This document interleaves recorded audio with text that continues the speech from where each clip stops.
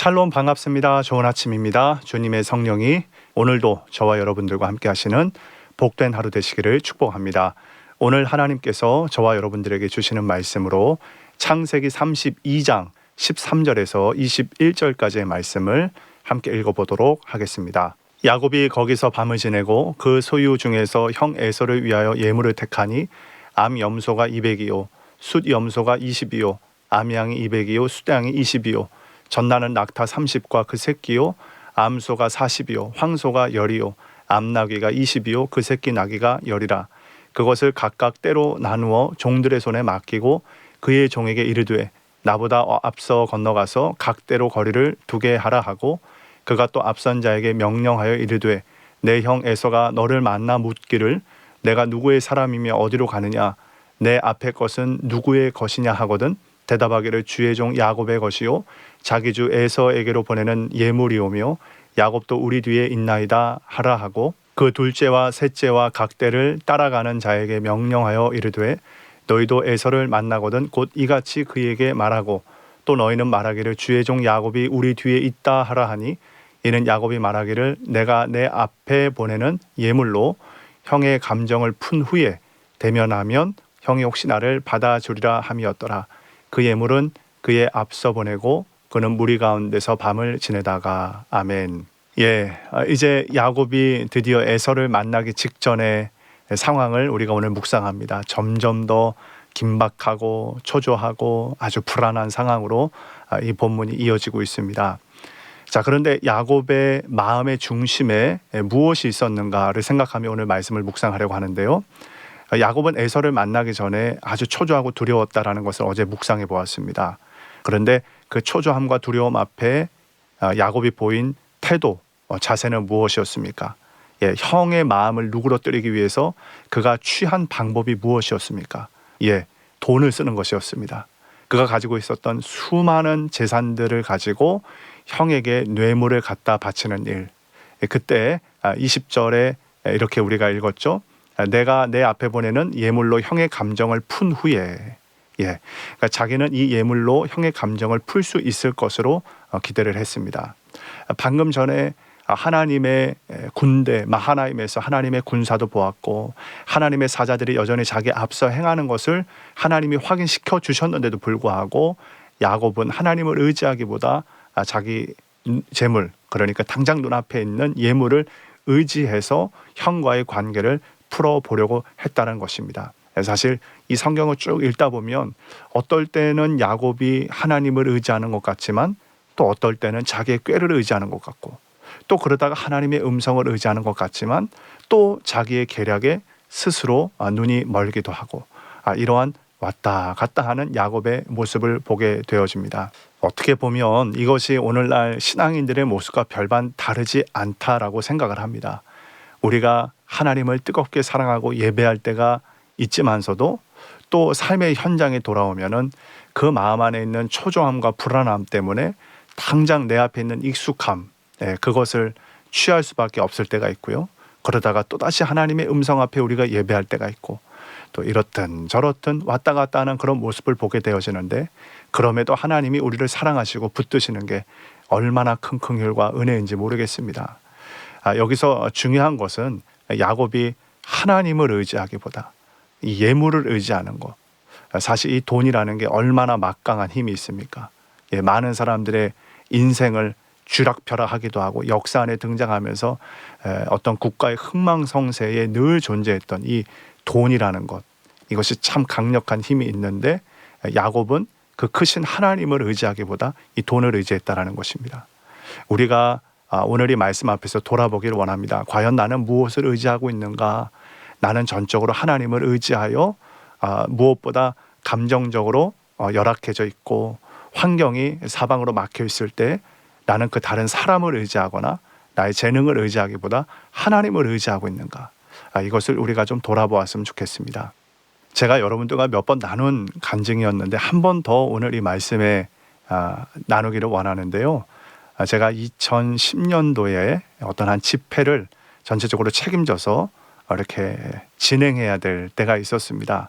전국에서 한 400여 명 이상의 청소년들이 모였었는데 그 청소년들이 아직까지 신앙이 제대로 갖춰져 있지 않다 보니까 그중에는 예배를 드리려고 하는 청소년보다는 예배를 드리기를 꺼려하는 청소년들, 거기다가 좀 비행 청소년으로 보이는 아이들까지 있었습니다. 그러한 지체들을 모아놓고 집회와 예배를 드린다라는 거, 그들에게 뭔가를 심어준다라는 거, 정말 만만치 않은 일이었습니다. 거기다가 여기저기서 컴플레인이 터져 나오기를 시작했습니다. 행정적으로 여러 가지로 부족한 부분에 대해서 아주 좋은 마음으로 서로가 인정해 주기보다는 전국에서 비싼 회비를 내고 왔으니 컴플레인을 하는 것은 어떻게 보면 당연했을 텐데 그것이 한꺼번에 쏟아지다 보니까 이게 감당하기가 참 쉽지가 않았습니다. 일손은 부족했고 재정은 모자랐고 집회 분위기도 별로 좋지가 않았고 점점 몸이 지쳐가고 마음도 지쳐갔습니다. 그때 제가 떠올린 것은 하나님을 더욱 의지하겠다, 하나님 앞에 예배해야 되겠다라는 마음보다는 저의 꾀를 의지하고 저의 계획을 세우는 것이었습니다. 그것이 무엇이었냐면 도망가는 거였어요. 도망가는 것이야말로 이 상황에서 빨리 구원받는 길이라고 저 스스로 생각했기 때문에 그렇습니다. 지금 생각하면 참 어리숙하고 부끄러운 일이기도 하지만 그때로서는 그게 최선의 방법이었다고 생각을 했습니다. 거기다가 집회 결산을 다 내봤더니 그때 당시 재정으로 한 200여만 원 정도가 펑크가 난 겁니다. 이것을 어디서 끌어올 수 있는 재정도 없고 책임자인 제가 모든 것들을 감당해야만 했는데 이게 하나부터 열까지 너무나 짐이 버거웠기 때문에 저로서는 도망치는 게 가장 최선책이라고 생각했습니다. 이제 둘째 날 마지막 날 집회 시간이 되었는데 하필이면 그날 예배 인도도 다 이렇게 뭔가 맞지를 않아가지고 집회를 진행하면서 또 제가 예배 인도를 해야 되는 아주 극한 상황 가운데 갔습니다. 또 그런 저의 사정을 듣고 서울에 있던 동료들이 저를 돕겠다고 이렇게 또 차를 타고 이동해 줬던 아주 고마운 그런 것도 있었는데요. 리허설을 다 마치고 이제 예배 들어가기 한 30여 분 정도 시간이 남았을까 했습니다. 그리고 잠깐 그 강대상 밑으로 내려갔어요. 아무도 보이지 않는 아주 구석진 곳에 제가 기어 들어가듯이 거기 하나님 앞에 엎드렸습니다. 그리고 이렇게 고백했어요. 하나님, 저 도무지 못하겠습니다. 이 상황을 제가 더 이상 감당할 수 있는 자신이 없습니다. 저를 죽여주시든지 하나님 어떻게 해주시든지 도와주세요 하는데 지난 시간에 어떤 억울함들, 답답함들, 여러 가지 마음이 이렇게 다 뒤섞여가지고 눈물이 그렇게 나면서 하나님 앞에 항복하면서 하나님 앞에 애걸복걸하는 기도가 있었습니다. 그때 잔잔한 성령 하나님의 음성의 감동이 이렇게 밀려왔습니다. 내가 오늘 이 밤에 너를 도와주겠다. 그 감동이 오는데 갑자기 제 마음에서 먼저 역전이 일어나는 것입니다. 분명히 비행 청소년들, 컴플레인 거는 수많은 선생님과 교사들, 그리고 행정적으로 미비한 것들, 재정적으로 구멍난 것들, 이런 것들에 대한 압박과 스트레스가 제 마음을 다스렸었다면 하나님의 그 감동과 음성 뒤에는 제 영이 너무나 역전이 되어서 기쁨과 소망과 하나님에 대한 영광으로 충만하게 되었습니다. 그러고 집회 시간이 되어서 저녁에 기타를 메고 예배 인도를 하러 딱 섰습니다. 그런데 그 순간에 제 눈을 의심하게 되는 일들이 있었어요. 예배를 한 절반 이상 드리지를 않던 청소년 아이들이 다 같이 일어나서 예배를 드리기를 시작했고요. 하물며 깊은 찬송, 빠른 찬송을 이렇게 부르는데 그 아이들이 반응을 하면서 같이 벙벙 뛰면서 주 하나님을 예배하는 장면을 눈으로 목격하게 되었습니다. 그때 제 안에 또 세미한 감동이 있었어요. 무대 위에 서 있는데 거봐라, 내가 오늘 이 밤에 너를 도와주겠다고 하지 않았냐. 하나님이 다시 한번 확인해 주신 것이죠.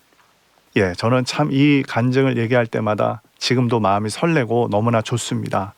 하나님이 도와주셨기 때문에 그랬습니다. 그런데 하나님이 도와주셨기 때문에 망정이지 사실은 저는 하나님을 전적으로 의지하기보다 하나님을 사랑하기보다 당장 눈앞에 있는 여러 상황과 환경 때문에 너무나 어려웠던 저의 모습을 보게 되어지고 그것이 오늘 이 본문에 기록되어진 야곱의 모습이 아닐까 생각을 해봅니다. 시편 20편 7절에 이런 말씀이 있습니다. 어떤 사람은 병거, 어떤 사람은 말을 의지하나 우리는 여호와 우리 하나님의 이름을 자랑하리로다. 아멘. 예, 그렇습니다, 여러분. 야곱은 자기의 예물을 의지했고요. 자기의 재산을 의지했고, 또 어떤 사람은 자기가 가지고 있는 재산을 의지하고, 재능을 의지하고, 또 힘을 의지하지만 우리는 어떠한 삶을 살아야 될까요? 이 본문이 우리에게 증거해주고 있습니다. 답답하고 사방이 막혀 있고 아무것도 풀리지 않고 정말 내 마음이 어둠으로 가득 차 있을 때 오늘 성령님께서 조용히 이 말씀으로 녹화하십니다. 너는 과연 누구를 의지하겠느냐? 너는 과연 무엇을 의지하겠느냐? 이 질문 앞에 하나님 앞에 신실하게 응답할 수 있는 저와 여러분의 삶이 되기를 우리 주님의 이름으로 간절히 축복합니다.